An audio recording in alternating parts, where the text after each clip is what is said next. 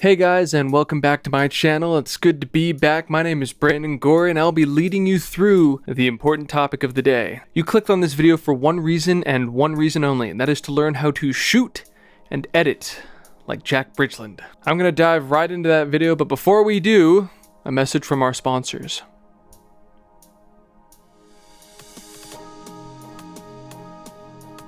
Alright, let's dive right in. Okay, welcome today, ladies and gentlemen, to my tutorial on how to shoot, edit, and grade photos like Jack Bridgland. These are the two photos that you've seen on the thumbnail right here.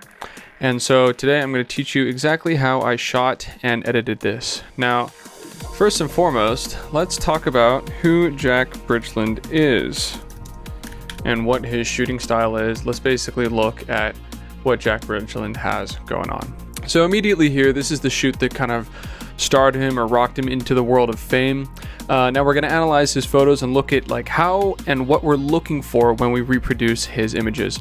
So right here we've got Robert Pattinson, and immediately what I'm seeing is there's a high dynamic range all across the board. Everything is pretty much visible. There's not really any true black point that's been raised up, and there's not exactly a true white point either.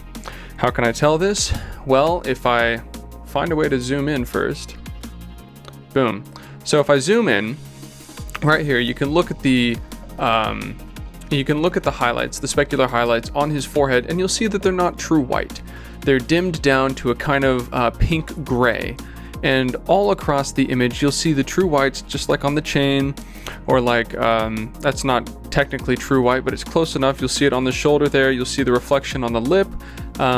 It's dulled down. In the same way, the shadows, such as underneath the chin, I don't know if you can hear that car, by the way, but that's all right. If you look underneath the chin, you look at right here, it's a little bit darker, and you look at kind of the hairline or underneath the glasses by the hand, it's not exactly true shadows either, or true blacks. It's a brightened shadow. So that's one thing to look out for. Another thing is we're looking at the backdrop here. It's a punchy blue. It's not super bright. It's mellow, but it's still kind of like an imperfect representation of a backdrop.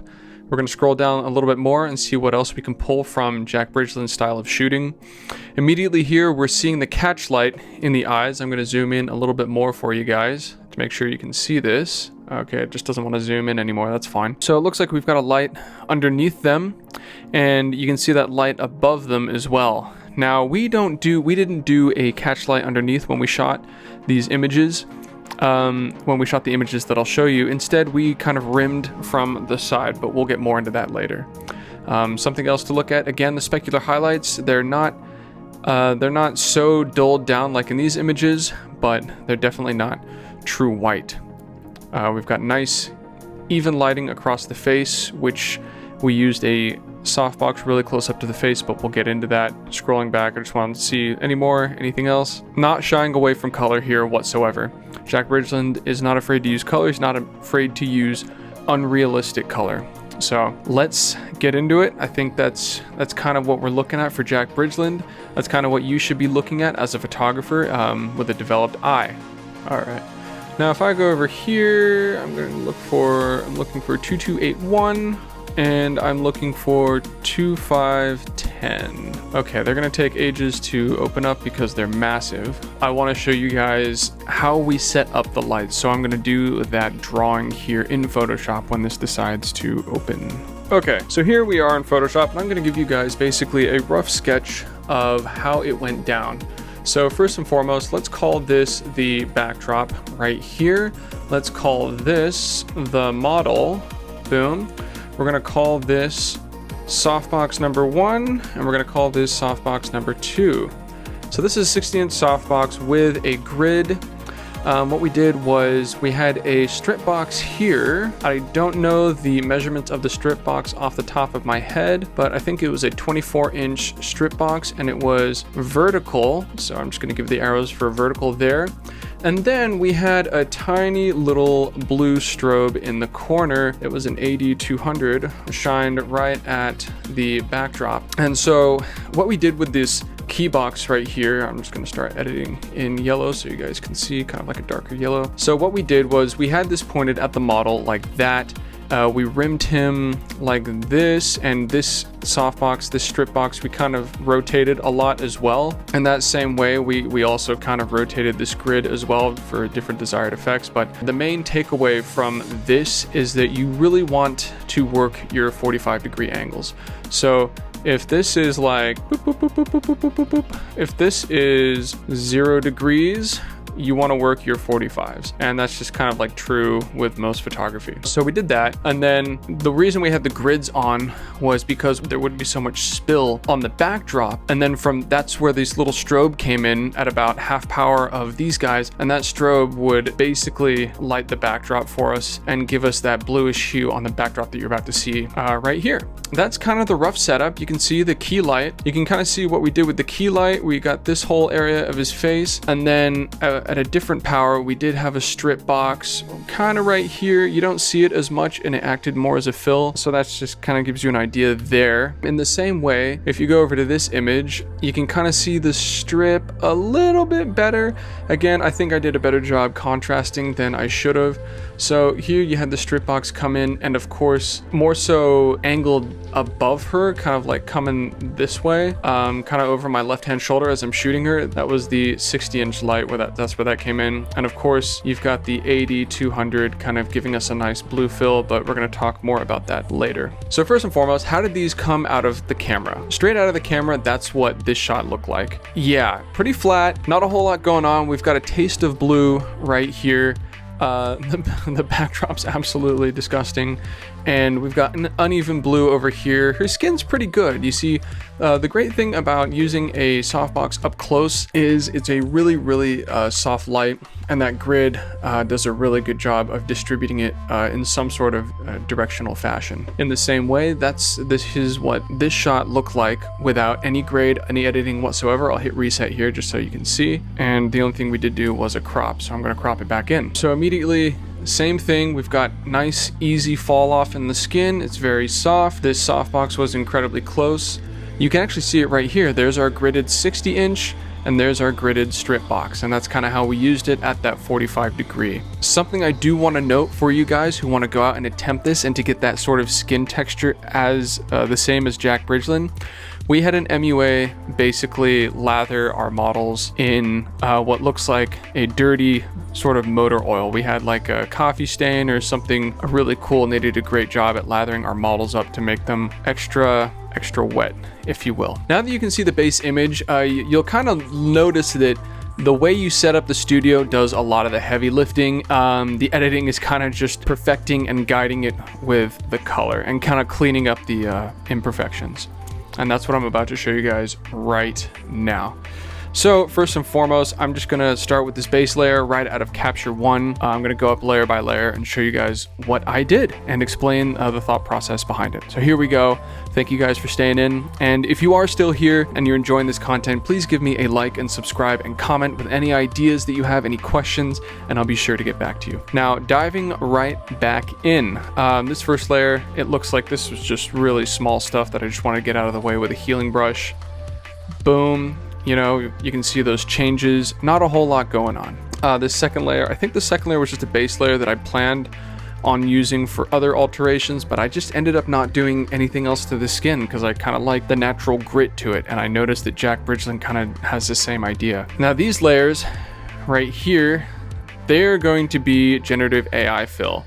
Now I know what you're thinking, this is a cop-out, but you know, like it needed to fill an impossible shot. So these reflections are incredibly difficult to work with, and I'd be spending a lot more hours altering them myself if I didn't just do an AI generative fill. And so now that you've seen it, you're going to start seeing the imperfections of how I overlaid it. However, it's not very apparent when you're looking at the image from a distance. I literally, you know, you can see the different type of fills it came up with, which is kind of interesting. So I ended up going with the cleanest, least distracting one that was there. Moving forward, let's see what we got here. I can't really see what this was. I think I left it in for no apparent reason. This curves layer, okay, cool. We did a little bit of a dodge here, which means we just basically got a curves layer. We changed it to screen, we inverted the mask, and then we started painting at 2% flow, which is right here, with our brush.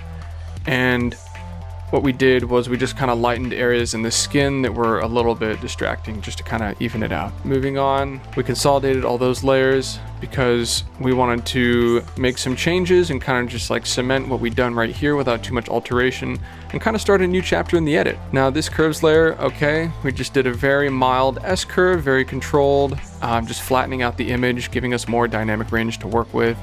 Note that this was shot on a Nikon Z8 on a 45 megapixel sensor, so we had plenty of data to work with for an artificial flattening like that. Something else we did here was we wanted to bump up the contrast in this area. Where's my little, there we go. We just wanted to bump up the contrast in this area. Why?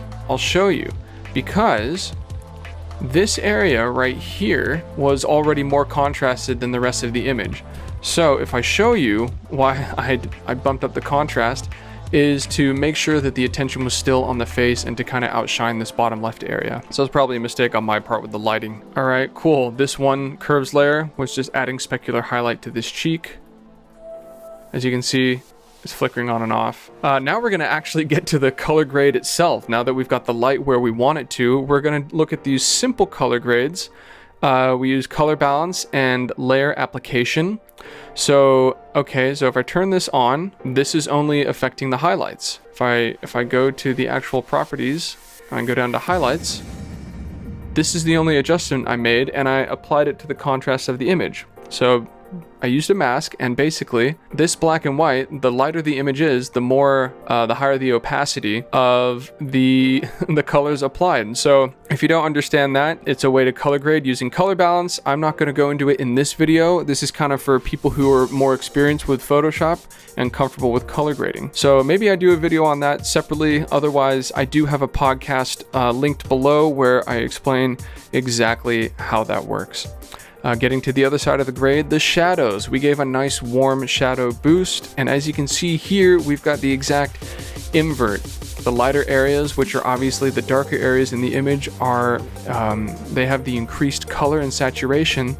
So again, we're going to flicker this on and off. We've got that nice harmony between electric blue highlights and warm shadows, and they complement each other extremely well in this situation. And I mean, I feel like I've kind of let you guys down because this is incredibly simple. It's just a lot of little things done well, a lot of very simple things done well and executed well. Last but not least, we just have the corrector. And this is really, I think I only used this just to correct the blue so that instead of a washed out sort of purple, we had a background that was compelling and kind of made the rest of the image pop.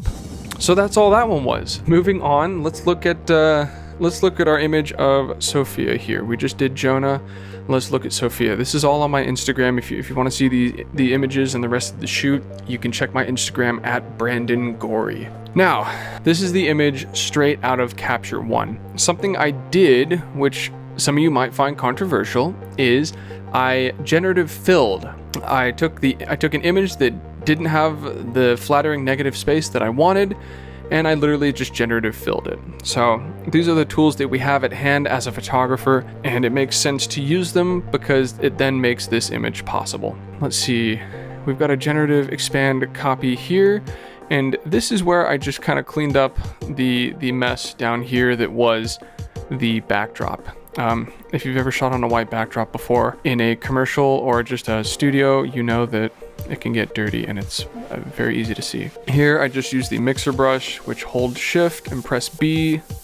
Boom, there's the mixer brush tool. And what you can kind of do is if I hold option or alt and I click here, it loads the brush with this part of the image, and then you can just start brushing, and it just clears all the patterns that you see. So that's how you do that. And then what I did was I corrected some of the shadows here with our next layer. I literally just made this darker and more apparent. I don't think I did it perfectly, but at the end of the day, an image it's a combination of multiple facets, and it comes together well in the end. Now, something that you guys might find interesting is there was a lot of work to be done on the backdrop, and so what I did was I just used a gradient layer to basically fill in the backdrop. Now, it took me a long time to use the brush to kind of go through all of this and make sure it was perfect. and you know, including some of the hair, but we did it anyways. So this is our included backdrop, and it really just, it clears everything out so that everyone's ready to view the subject at hand. Now getting to the subject at hand, looks like we've got a couple dodge layers, dodge and burn. I think I was planning on using these. Let me see, let's look at her face. Okay, yeah, so we definitely dodged her face a little bit. Again, changing that curves layer to screen, got rid of some dark areas and even the face out. Now we've just got our regular curves layer, and we're probably gonna see some contrast adjustments. Boom, we flattened the image out, gave ourselves some more dynamic range artificially because we have the data to do so. 45 megapixels gives us that ability. Now over here, wow, look at that adjustment layer. We took a contrasted mask, we made it so that it didn't affect her, but only the background. So what we're doing with the background here is we've brought the blacks up so there's no true blacks, but we've darkened the rest of the image. So you can see it, that's with it off, that's with it on. Now we've really flattened the background here. And we also, it looks like on our red layer, we also made it a little bit warmer in the reds. Probably did some color correcting there because the blues were just a little bit too teal. All right, now let's look at what we did here. Okay, there we go. Just a classic S curve with emphasis on the highlights. Boom, there's our contrast. Nice and easy. We went through and we expanded the dynamic range of the image with these two guys, and then boom, right back in with our contrast. And I think that's something that Jack Bridgland does a lot, is you can stretch the flatness of your image to a certain point, depending on the camera, depending on the file, and then you go in and you add contrast later, and it's a much more vivid image. And here, you can see I even flattened the highlights because I wasn't looking for that contrast. I wanted to just bring it back into that middle zone. Again, this is my personal process, so if this is aggravating to you and this is confusing, I'm sorry, but this is kind of just how it was going for me, because it might seem counterintuitive, but the way that these layers stack, the way that curves layers stack in Photoshop, you're basically pulling an image to and fro until you find that happy medium, and I think that's where I found it here, to where it's just balanced. So if I get rid of these three images, or even if I get rid of these two and then apply this, we both have contrast and more dynamic range as well. Getting into the color, we did the same method as Jonah's image. We took our highlights right here, boom, added our nice highlights in the blues, the electric blue highlights with an emphasis on cyan. Absolutely fantastic. It turns all the whites. It even clips a little bit here. We got like a little bit of that distortion, but that's what happens when we push the dynamic range with all those curves layers. It helps to create distortion in the gradients. And now we've got our shadows. The shadows weren't as clear, probably because there's a lot of black in this image. All right, now we wanted to bring out the vibrance. We wanted to really take advantage of this yellow skin tone, this yellow orange skin tone with the blue. It's not really realistic, but we wanted to emphasize it right there. Boom, there's our Jack Bridgland colorscape. It's hyper real. It's not realistic. It's more so. It's kind of just punchy and in your face, and that's what we were going for. And then just like the last image, we corrected it with our selective color. We boosted some of the yellows in the reds to even out the skin tones there, and then I think we also made some changes with the blues. So here we go, turning it on. Booyah! Again, those curves layers, because we're pushing it to and fro, we were kind of stretching it a lot. You've got that sort of color distortion in the background, which I don't think Jack has, because I'm pretty sure he's shooting on 100 or 90 plus megabyte photos that just have that data range to withstand manipulation. But here I didn't want that. I didn't want straight blue and I didn't want straight purple. I was looking for that faded indigo look.